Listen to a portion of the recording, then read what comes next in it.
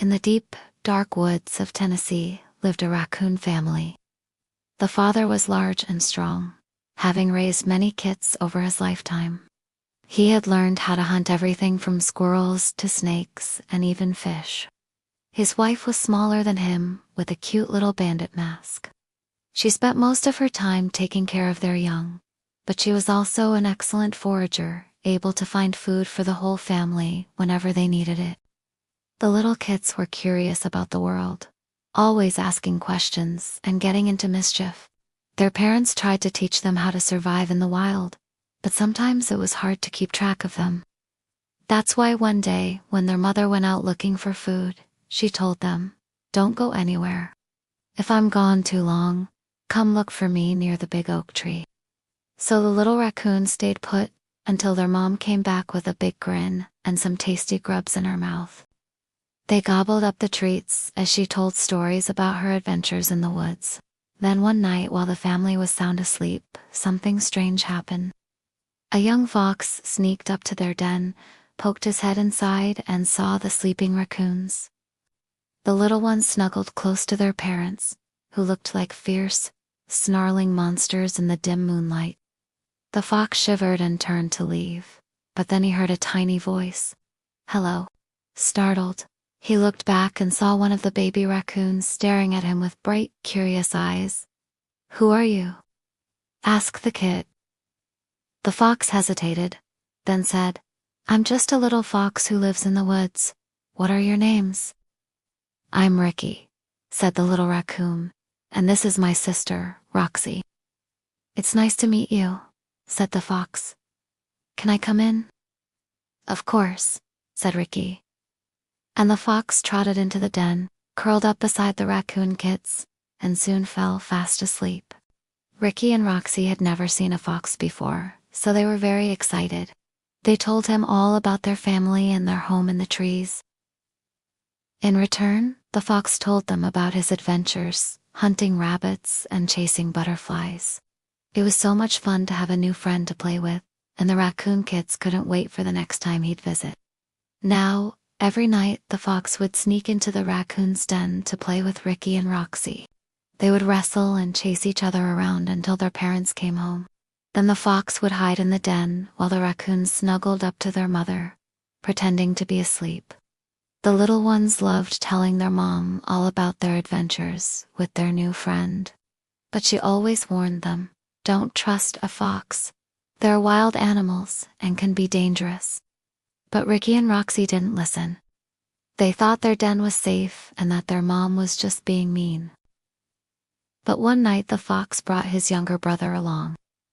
"This is my brother Finnegan," he said proudly.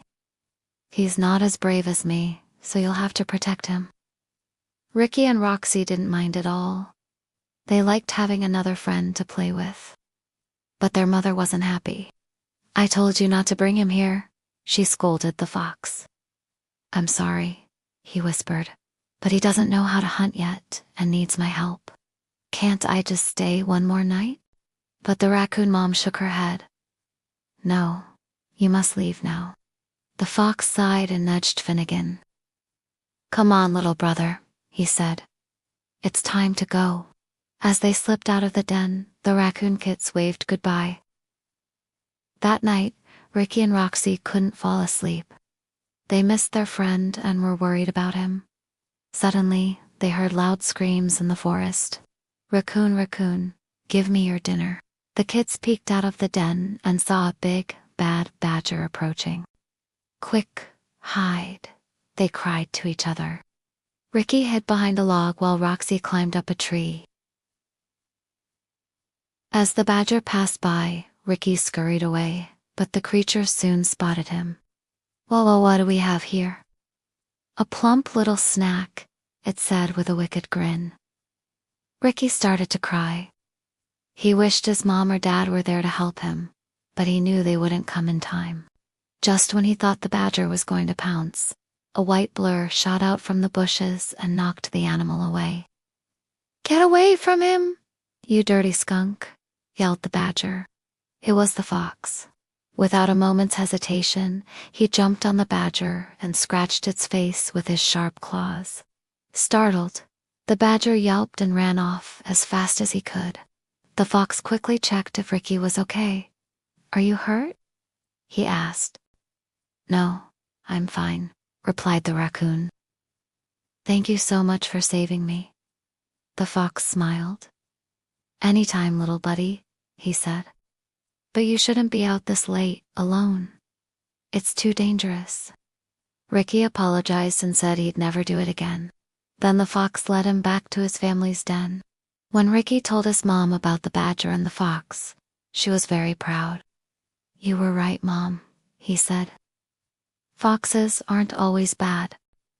From that day on, the raccoon kids were allowed to play with the foxes whenever they wanted. They became the best of friends and had many adventures together in the woods. And even though they were different, they learned that they could always count on each other for help.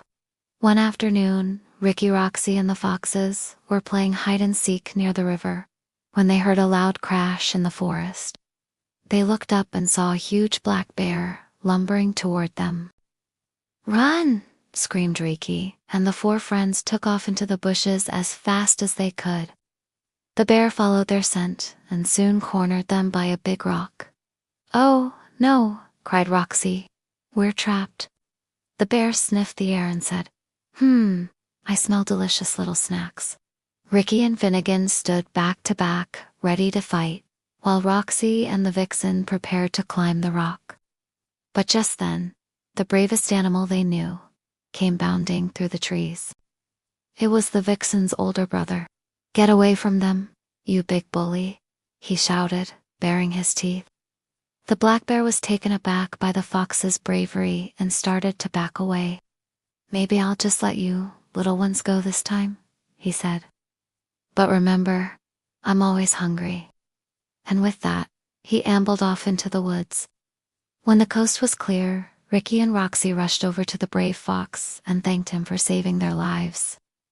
"It was nothing," he said with a smile. "Just remember, no matter how big or scary someone is, it's always important to stand up for what's right." And with that, he nuzzled his little brother and the raccoon kids.